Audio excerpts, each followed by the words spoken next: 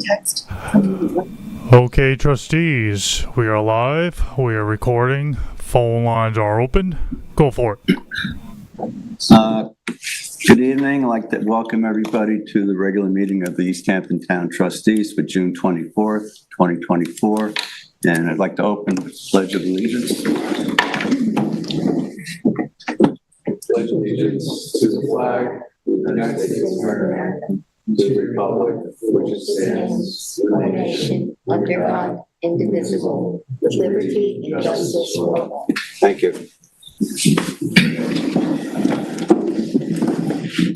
Arlene, can you do roll call, please? John Holdridge. Here. Francis Bob. Here. David Cataletto. Present. Patrice Dalton. Here. Ben Dollinger. Tim Garneau. Jim Grimes. Celia Josephson. And Bill Taylor. Here. Thank you. Okay, so we have 5 people. That's a voting quorum for the evening. Public comment. There's nobody in the audience. Matt, is there anybody on the phone lines? You have 0 calls at this time. Thank you. Thank you. All right, move on to new business. Napeag dredging, county letter of permission, the placeholder. I spoke to Kim today. Okay. Their 10-year permit for dredging in Napeag is about up. We need to renew it, and they're just looking for a permission from the landowner. They don't necessarily have any intention of dredging. They just need to They just want the update permit. they don't want to keep the permit open. And Kim had a little bit of a discussion about the East Inlet and what that means in terms of permitting and stuff. And she thought that maybe shortly after they renew their permit, we can talk to them about a permit modification that would begin the conversation on, at least on the East Inlet with DEC. The DEC permit people. So we probably should send them a letter. I mean, we want the dredging done. You know, Yeah, we should. We're talking to them, request that they put the sand same way they did the last time, continue it from where they stopped. They stopped just before the road bends. You know, if they started putting the sand there, you know, build it down. maybe we can put a distance from the inlet Well, I mean, in the letter. you know, we can just mention it to them. I mean, basically, we're going to want it dredged, you know. The east thing is something we want to do, but it's not going to be a one-year process to even come in. No, that's why I think the suggestion. To do anything with the east channel. Oh, the East Channel, yeah. It's going to take quite a while, so I think for the time being. I think that's why the suggestion was to just begin the conversation, permit-wise, anyway, with the DEC. Yeah, we can try and modify that from there. You might still want to keep the west channel open. It's a lot smaller than the east. Well, I think, personally, I think we need to let the science drive this as opposed to what anybody might want, because, you know, there are realities of 2 inlets versus 1 inlet, how much The only, one can affect the other. if you made the eastern channel, you know, the primary inlet, the western channel would be a lot easier to control. You know, because you could keep it open if you tried to close with land-based equipment instead of, you know, getting into the crazy hydraulic stuff. But I think for the time being, we should probably, I think we should give them the letter. Do you recommend another 10 years? Well, they're 10-year permits, and they like to keep permits active. their existing 10-year permit is about to end. They want to keep an active permit, so. So shortly, we're gonna be trying to renew the permit for Georgia Pond, for like the dredging in there. You gotta give yourself a year or two of lead time, to renew everything, just in case something comes up.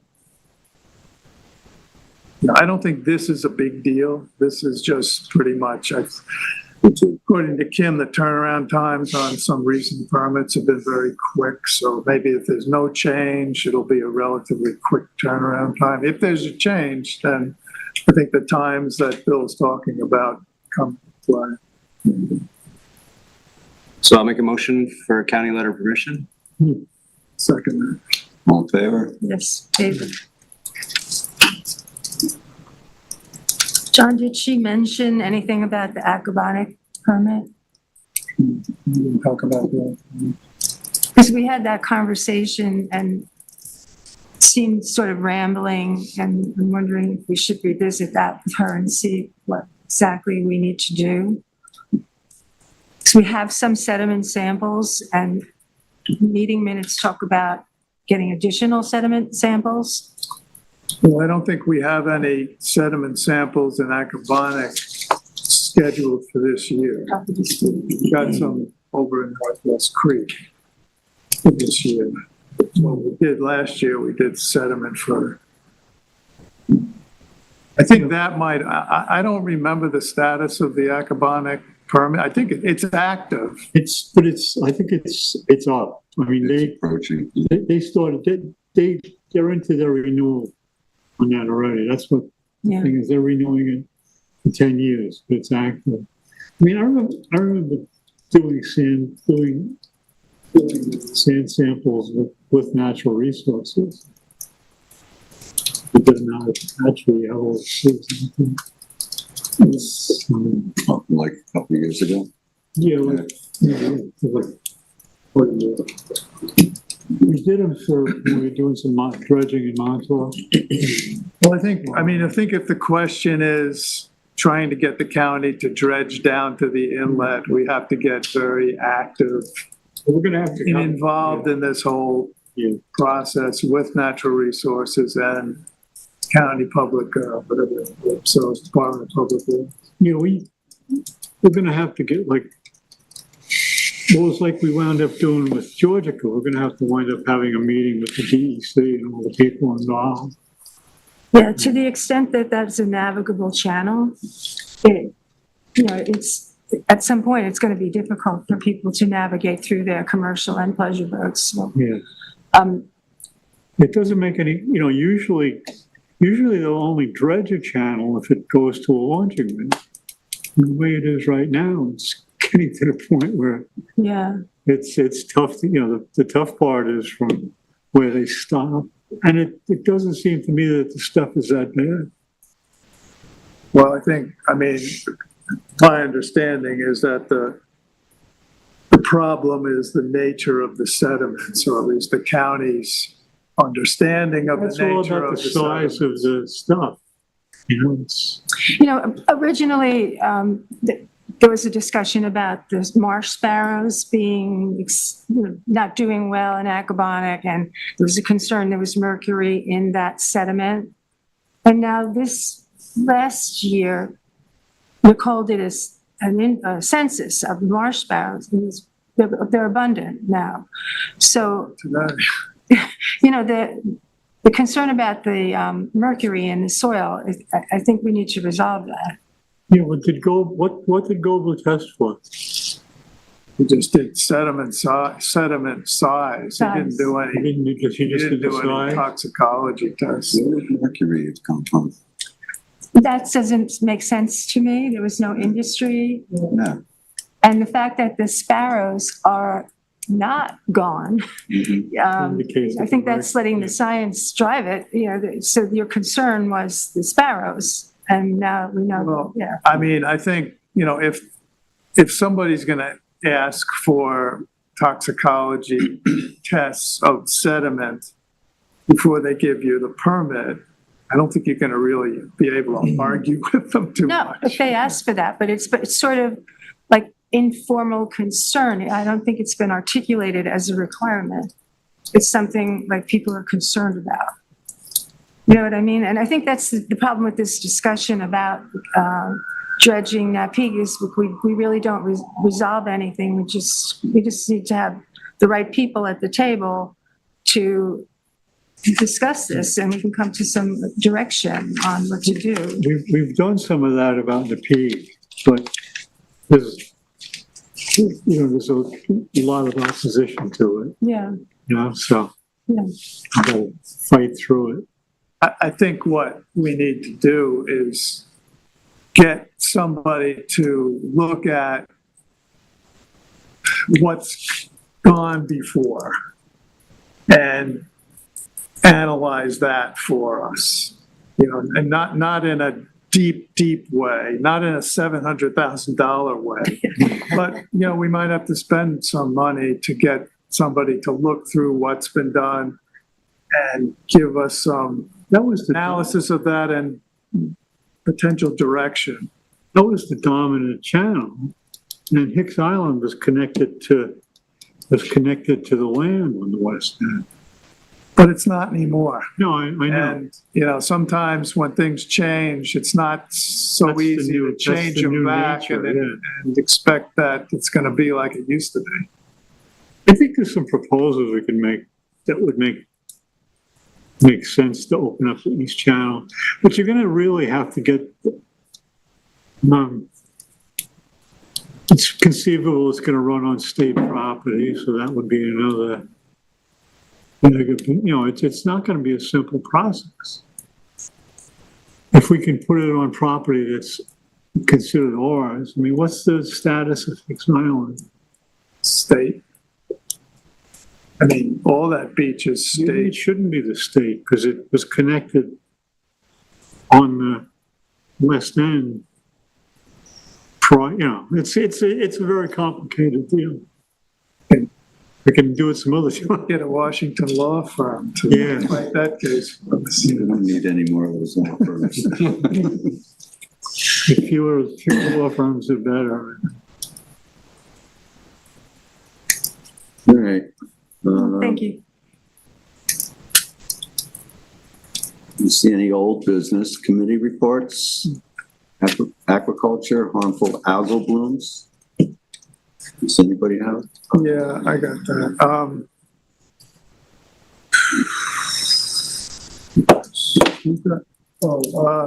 Go Blue Lab got a call from a resident of Folkestone area about concerns of some discoloration of the water in the boat basin, the Folkestone boat basin, the end of Sunset Creek. They did a test of the water and they found Prorocentrum, which is a dinoflagellate, considered a harmful algal bloom. Its colloquial name is mahogany tide. They found that it was a moderate bloom, 41,500 cells per milliliter, or a chlorophyll concentration of 104 micrograms per liter.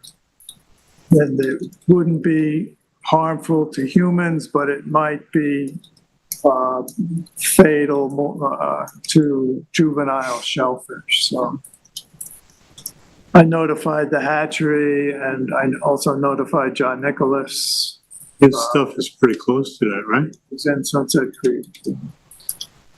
So those blooms can come and go pretty quickly. Is that heat related?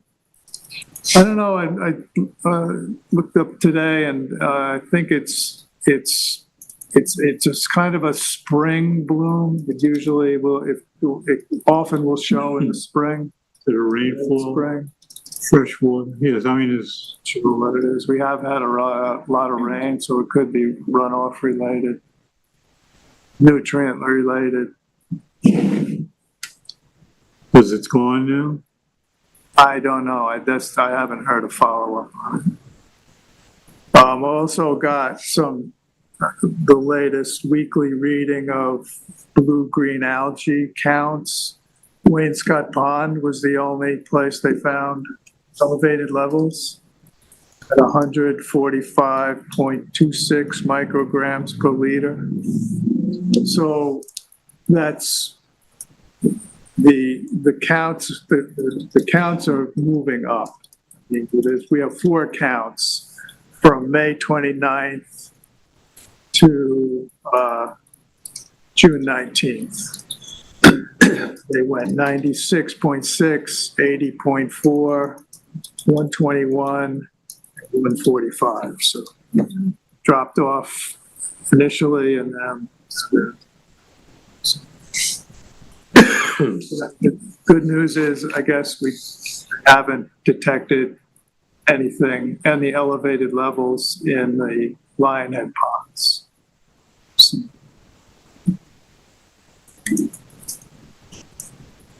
Horseshoe crab monitoring?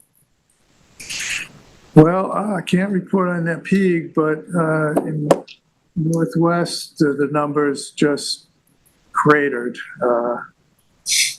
First night, 2 nights before the full moon, Tim and Courtney only counted 6 crabs. The night of the full moon, there were only 9 crabs. And Saturday night, Tim didn't go out. So that'll be the end of the sample. I just wanted to just throw this on the table, actually, at this point, just for people to think about. A few years ago, the reason this whole horseshoe crab thing started was because a resident of Mile Hill Road came to us and asked us to consider stopping beach driving at the end of Mile Hill Road. And because he felt it was affecting the horseshoe crab spawning and gestation of the young. And our response was, well, that's interesting. We should do a survey. And so we started the surveys on that basis. And for a few years, we did both in Northwest, anyway, we did both the County Park Beach, which we continue to do, and we also did the beach adjacent to Mile Hill Road, from Grace Estate, the entrance to the Grace Estate, dirt road, down to the inlet to the marsh, which is where the Northwest County Park survey ends, and to its north, and that would be where the Mile Hill Road survey ended to its south.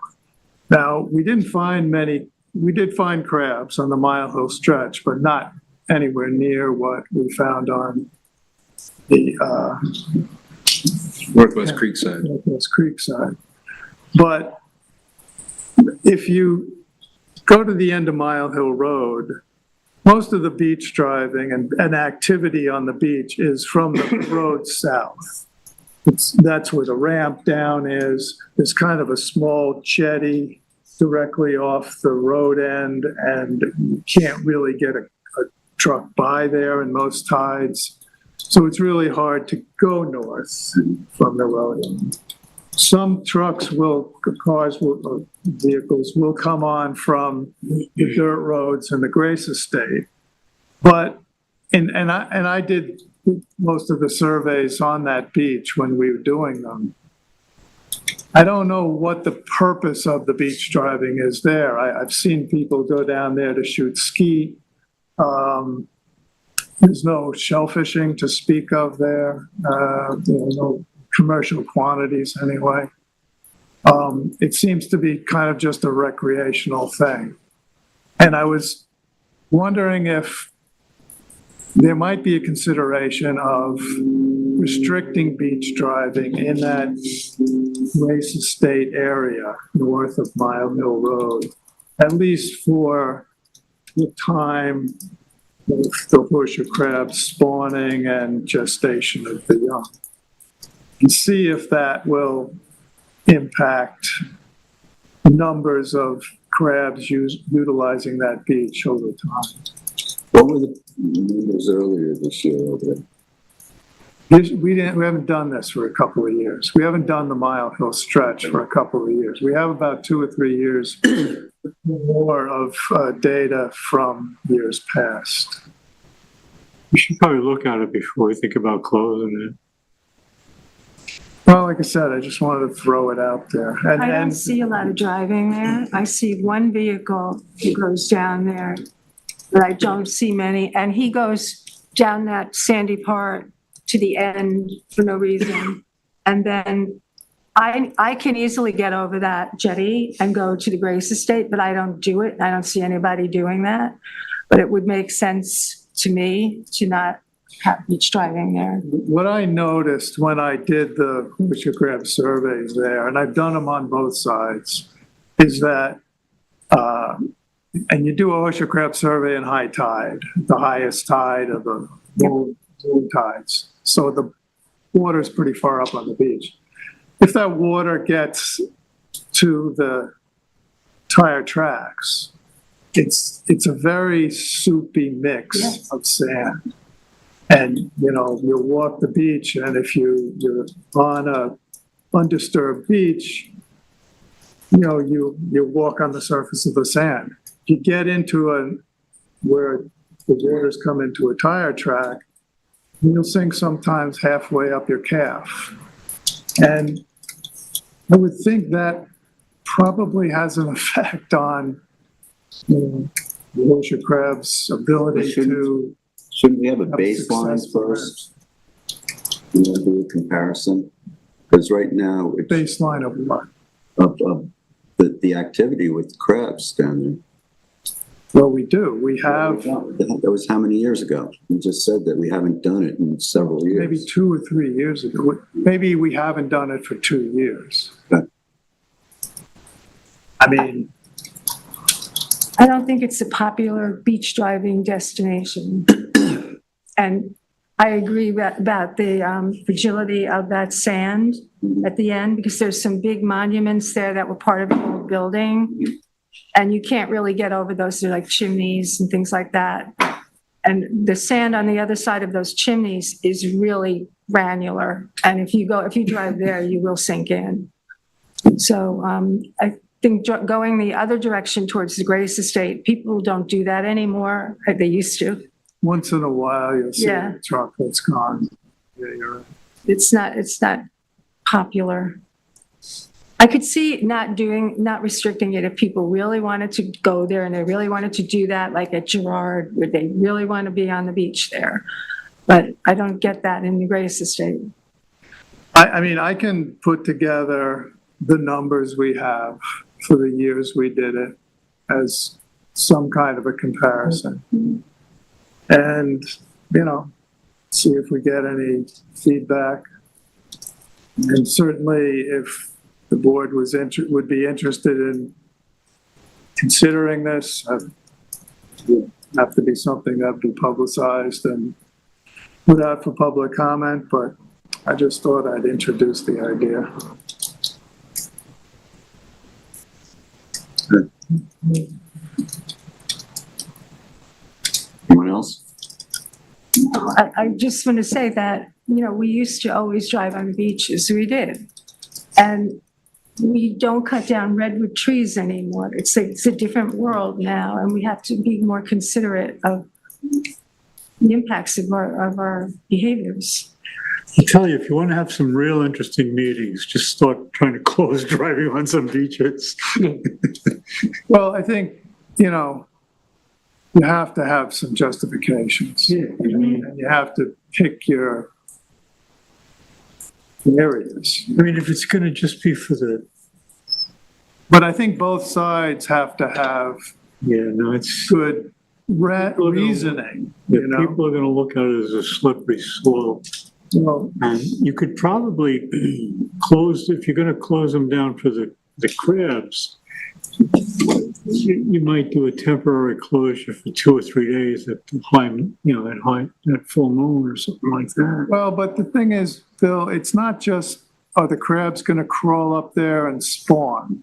It's like, if they crawl up there and spawn, then the eggs are in their clutch for a certain amount of time, and then they have to develop, and then they have to hatch, and then they have to go back to the water. It's no good to just say, well, we'll do it for spawning and not consider what comes next.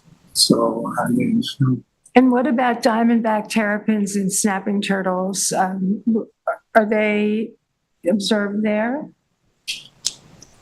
I've seen I saw a diamondback terrapin digging a nest one night when I was doing the horseshoe crab counts in the Northwest Creek. The creek, I think that's where a lot of. Yeah, most of them are in the creek. In fact, I saw one on the road the other night when I was leaving. Do you know where Mrs. Curtis lived, Helen Curtis? Yeah.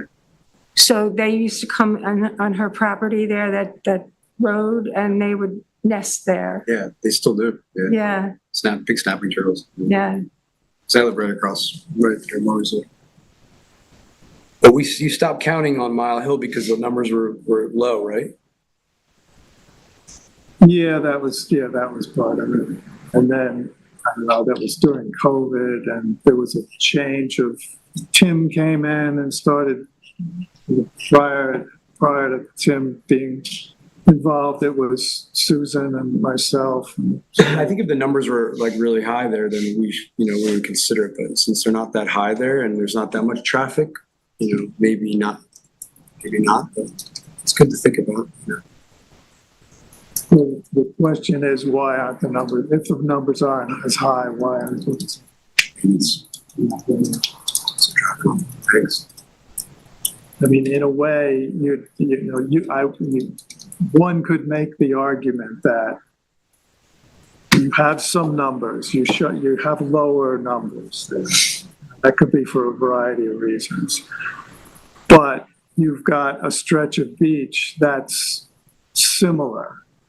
You could say that Northwest Creek and the Mile Hill beaches are not as similar as they should be. But the Mile Hill stretch is similar. So one could make the argument that if you would close a portion of the Mile Hill Beach to driving, not the other portion, and keep checking to see what happens, that over time, if you saw a difference, then you might be able to attribute that to the fact that tire ruts aren't impacting the breeding. Or not. I mean, this isn't going to happen in like a season, I mean, I don't know. Anyway, I just threw it on the table. All right. Move on to mosquito larvae survey.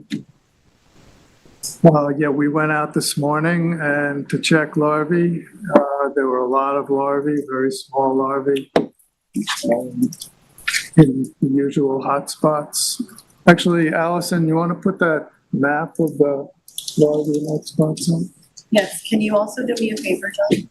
What's that? Can you do me a favor? Can you speak up, please? Can't hear you. Thank you. If you can, I'm trying. Is there a lot more than normal?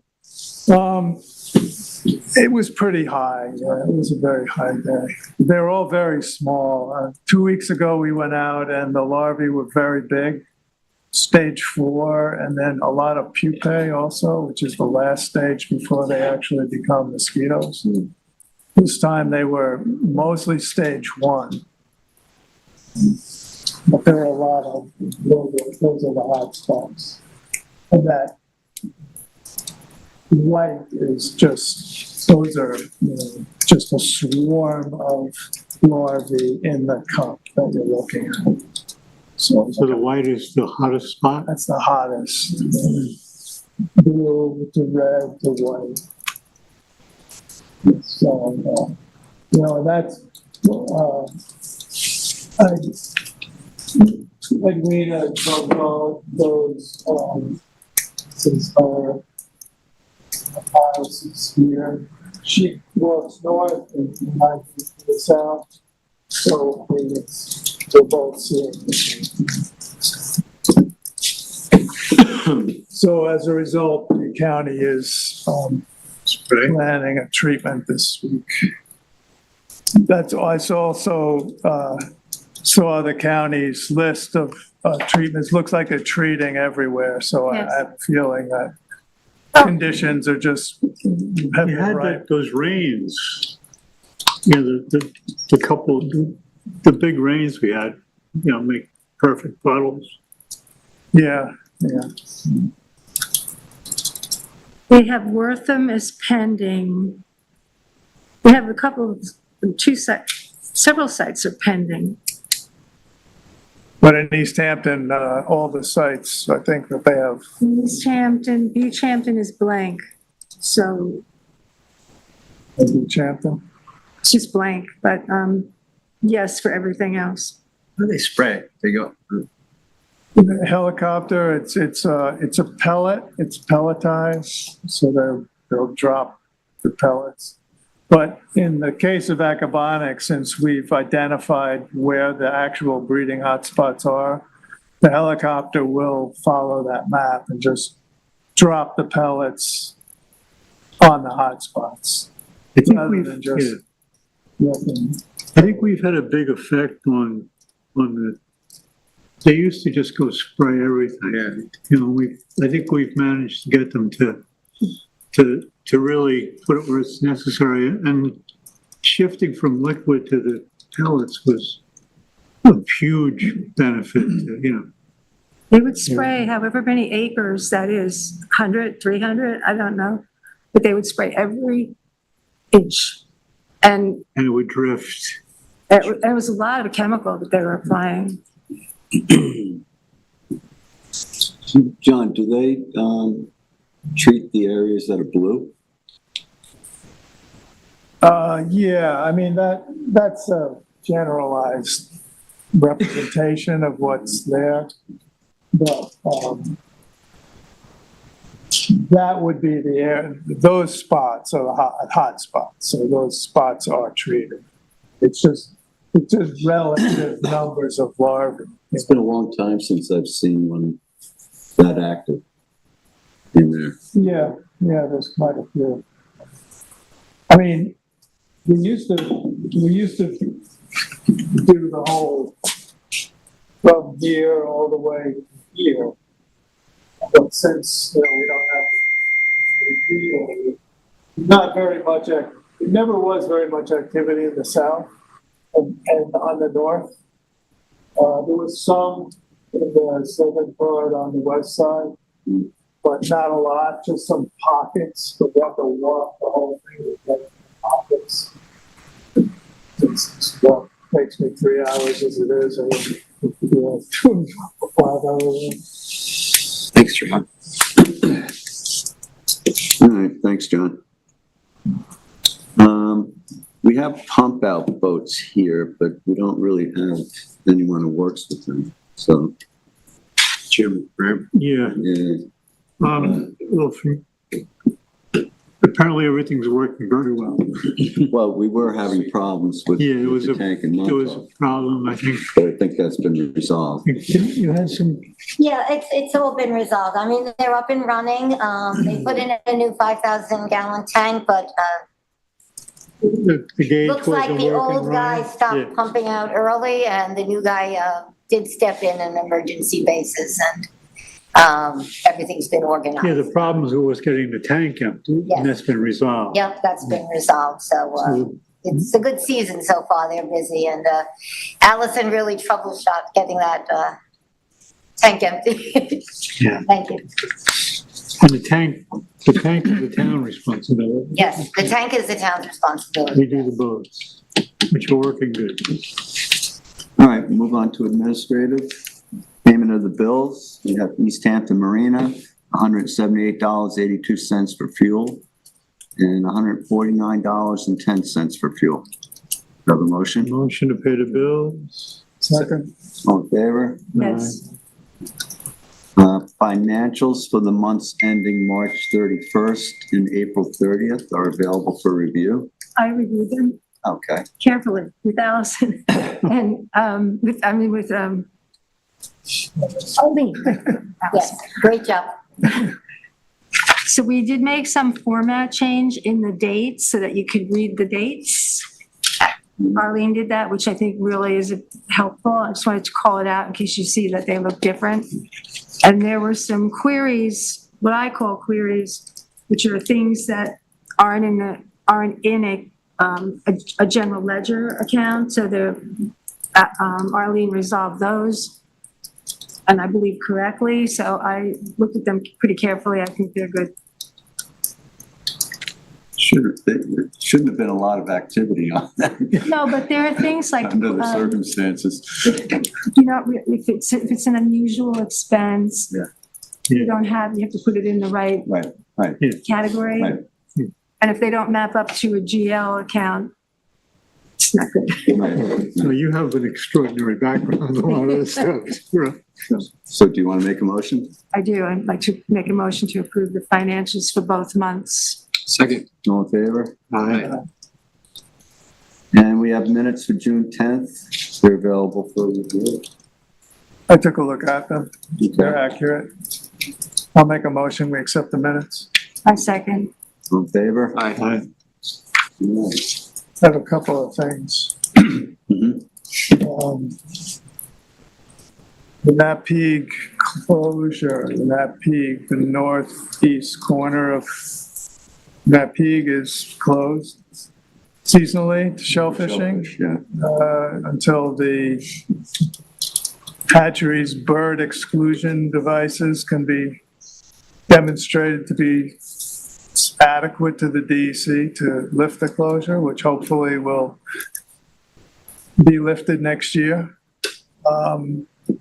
But the harbor masters have been checking the area, and the DEC puts posts on the beach on each side of the harbor, designating that this is the line north of which is areas closed to shell fishing, south of which remains open.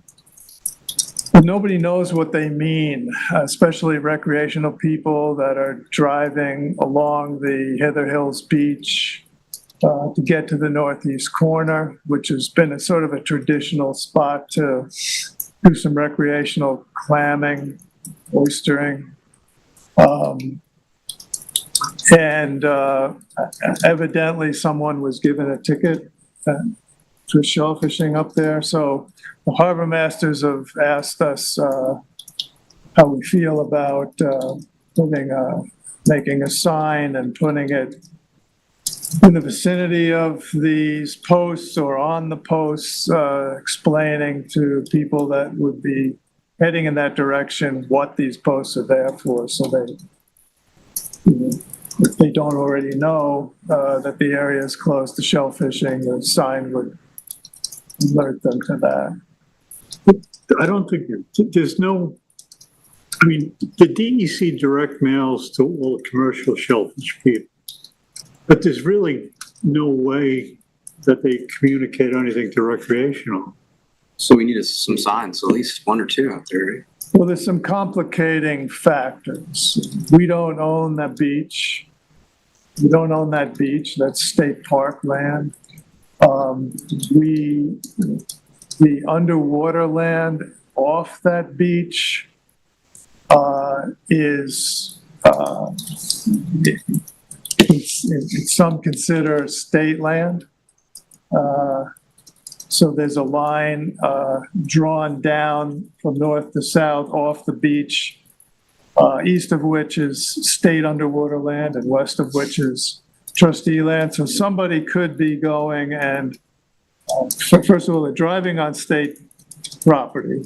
They could be shell fishing in what's considered state underwater land, or they could be shell fishing in what's considered trustee underwater land. And that's how they get to that area. So those are the kind of complicating factors. Do we, take it upon ourselves to be the enforcer here, or at least the announcer? You ask the state to do Or it? is this something that we should just ask town, Marine Patrol to do?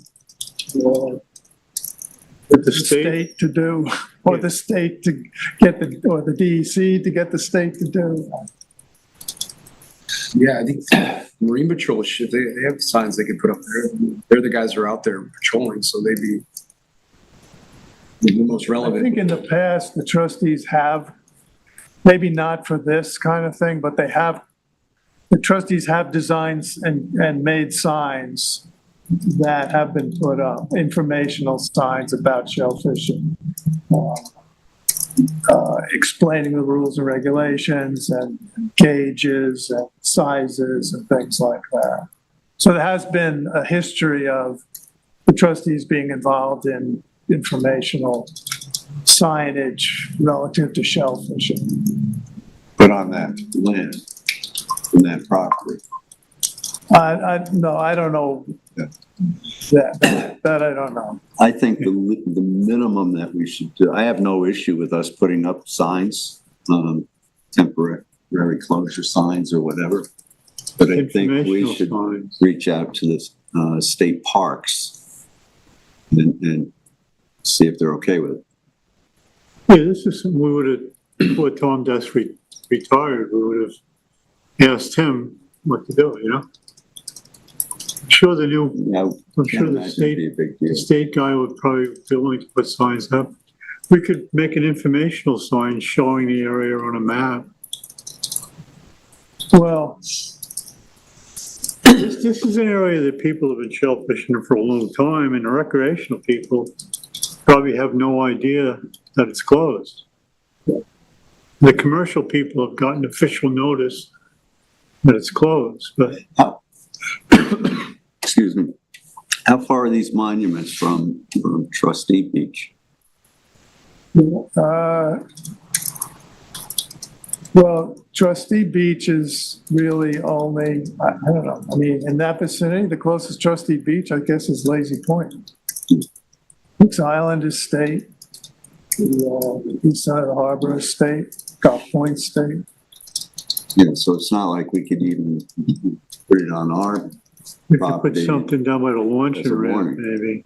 The people that drive You down, could put a sign at Lazy Point, somebody's put a sign at, boat down there to go over. you could put a sign at the launching ramp, or you can put a sign at the, the place where everybody gets on the east beach there. I think the problem really is people driving along the Heather Hills Beach, because it's sort of a traditional. The walking dudes. Yeah, well, we can do. That's something the state should put notice of there. Who contacted you? Tim spoke to the office spoke to me. Kenneth Dreadwell. He's the one that He's thought been, that his officers had issued a citation to somebody recreational shellfish. well, I talked to him today. He didn't say anything about a citation. He said he's been chasing people out of there. And, most of the people that he's encountered, or he said most of the people who have been encountered have been, unaware recreational people. So you access that by car, you drive all the way up to Northeast 10, and then you would wade out from the Northeast down into that.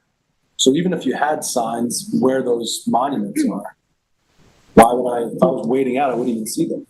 No, but they have Look to out. drive, or walk past the monument to get there. I would make it clear. But the monument's like on the beach, not on the road on the east side. The monument is, have you driven that stretch of beach? Not in a long time. Well, you go off the road end, Nappy Harbor Road, and you go north, there's a stream that you have to cross. It's about halfway between the road end and the actual northeast corner. One of the monuments is at that stream. The other one's over on Hicks Island. Right. So they have to drive or walk right past that monument to get up to the northeast corner. So a sign on that, A yeah, sign you have to see that, because So the either, one on Hicks Island, right, would be a little bit more useless than the one. Yeah, I don't think there's a point of putting a sign on Hicks the Island. first one, you could put a sign right on there and explain what's going on. I mean, I was talking to a local who lives there this weekend. He was frustrated with the closure, and he was kind of making fun of it. They was saying that, you know, back in the day, there's always been birds there pooping in the water. Why is it now closed, you know? Well, I mean, we've been growing shellfish there since Yeah, 1990. You know, with the DEC. Yeah. Yeah. So they're getting stricter, I guess, with the waste. Well, what's happened is, you know, there's this shellfish sanitation laws that are national, international, and with the advent of a lot more aquaculture than there ever has been, and especially using floating gear, you know, the bird issue has become widespread and of concern. And I think there have been some incidents of extremely high levels of fecal coliforms found in shellfish in areas that they've been grown, not in New York, but apparently in Rhode Island, there's been a few instances. So this whole International Shellfish Sanitation Commission process has driven this down to the states, and the states are starting to enforce bird exclusion. Some people, like I spoke to Multi-Aquaculture System, they have a lease site in the bay off Devon or off Promised Land, and they're just growing their oysters on the bottom to avoid this whole bird issue. So, but, you know, the irony of the hatchery is the hatchery doesn't grow any shellfish to harvest size. It's only seed shellfish. And then it distributes the seed. So it doesn't affect the hatchery shellfish at all. I guess the concern of the DEC is, will the birds in the area affect the wild shellfish that people harvest along the shore? Even though DEC's own water quality testing has never had an elevated fecal coliform level in that area. And they test in that area regularly. So Well, hopefully the bird deterrence will work, and this is just a short-term thing we have to worry about. And I think we should get a sign though on there, in that first marker. If we have a sign, I'll take it out there, or the harbor patrol can get it out there or something. I mean, we could put a sign at the road end too. I mean, people have to come to the end of the road to get on. yeah, everybody goes More past official out when one it's on point. that orange. There is there's signage out there, isn't there, on a road end? Well, not now, you know, up until now, there's been no closure. No, I mean, there's some informational stuff there. Might be, I don't Yeah. know. Sure.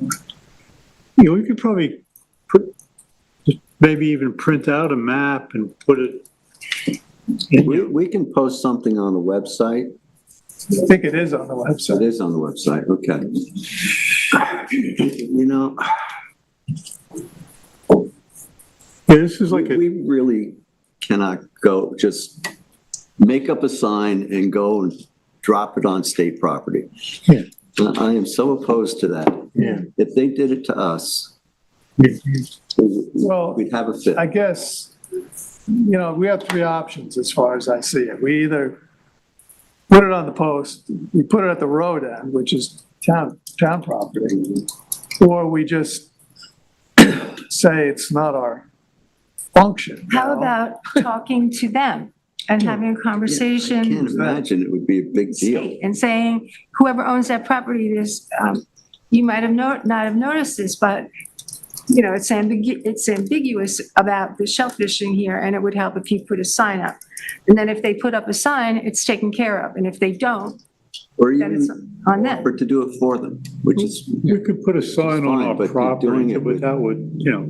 like you'd have consulting. a I don't sign really out in the care. water, I mean, nobody you- would see it. You brought it up. I mean, yeah, no, I did, but I don't care which way we go. I think we should do. We I just think we have to should- decide which way we're gonna go. I would opt for the least amount of work for us, whatever that is. We should, The least amount could not be the way to notify them.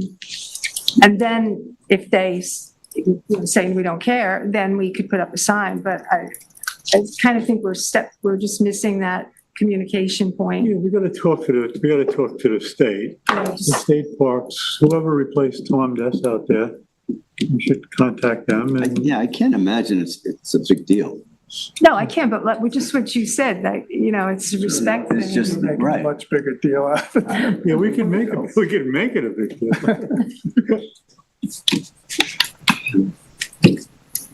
We have our boundaries.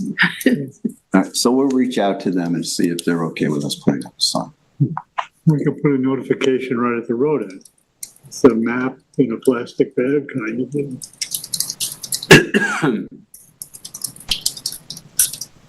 Because the recreational people have been going out there for years, and there's no way they're getting notified of this, and, Well, some of them definitely are starting to know by word of mouth. But we should make. Yeah, I'm it sure more the apparent. word will get around, but Chris, do you know who took over out there? Excuse me? Do you know who took over out there? No. I'm not, but email with us, whoever's in charge there, well, wants to do this, do you want to handle it? It's fine. All right, anybody else? Anything else? Yeah, one more thing. I got an email from Chris Gobler, this afternoon. We gave them a permit, to grow, sort of experimentally, but as part of a larger project they're doing for the Peconic Estuary Program around the, northwest harbor area. We gave them a permit to grow sugar kelp off Barcelona. They had asked us how to, they could access it. We pointed them in the direction of the road that goes out to Barcelona Point through the golf course. And they asked for sugar kelp specifically. We gave them a permit for sugar kelp. Now they're asking for a similar permit for oysters and seagrass. So they're trying to grow seagrasses, oysters, and sugar kelp in a variety of spots around the Peconics as part of a project for the Peconic Estuary. is this where they're gluing the grass to the oyster shell, or No. it's a different project? You're gluing the There was one project where seed they to were, the small Yeah, they were. clams. No, that's guy Robert Vassiluth. Yeah, I think that project is underway. They're planting those in that pig over on the state. where they can't, So where they're in closed waters now. he's working with the state. Yeah. So He he is? claims, yeah, I remember them I mean, saying. he's working with the state park. Anyway, maybe it's, Yeah, They're growing, but as long as we didn't give him a permit to do it. yeah. I think we were just informed of that. I don't see why we should have any problem with Chris growing. so I'll make a motion that we give Chris Gobler a permit to, Second, All in favor? Aye. Right. Anything else? No, just one thing, No. yeah. Changed my mind. Someone I know who's a long time resident of Northwest Creek and Bayman, son of a Bayman, he's seen some eelgrass growing there, and Farley was gonna check it out and see, because he was taking a boat out one day, but the tide wasn't right, he couldn't sight it. So just heads up, if you're out there, it's off of Cuffy's, where Cuffy's well is, it's right off of there. Creek, okay. And I tried to look for it from the land, Is but he sure it's eelgrass? Is he sure it's eelgrass? yes, well, this, from the credibility of this person is pretty high. It's good news.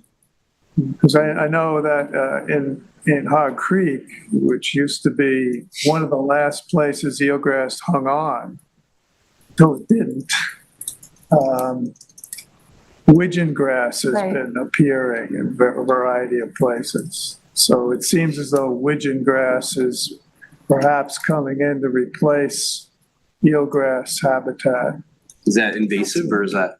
No, it's not, it's natural, but it's not really typically found much up here. It's more of a southern thing. Yeah, So it may be like a does it fulfill the Sign same of- function as the eelgrass? Changing climate change. ecosystems. Does it provide the same shelter as eelgrass? Is there much I'm not difference? sure, you know, I mean, it provides shelter. It's, I don't, you know, it's like when scallops and eelgrass were always linked, you know, but once eelgrass disappeared, then scallops utilized, Sputnik grass quite effectively. So they probably could utilize widgeon grass as well, but, I don't know, you know, if you can compare. Yeah, but I mean, with global warming going on, I mean, it looks like the southern species are, everything's moving up. Yeah. Trees are theoretically moving. and so it's- Flamingos. Yeah, Scallops may be moving too. Yeah. But some of that eelgrass that Bob Bislett, Nazareth, yeah, that he's working on, it's taking over pretty well. It's getting pretty good coverage. I've seen photos. So that's good. It's great. yes, it's good. Maybe just needs a little help. Yeah, I think once it starts and it's established, it spreads, you know. You might get acclimated to the warm water.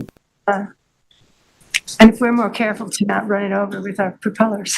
Yeah, Or anchors, yeah. or scalloped. Or, did you ever find out any more information about those anchors that, Just that it would be really hard to get anyone to to be insured by them and to take the risk to be the first one to kind of get that started. So it seemed like, yeah, who's going to put their boat on there first?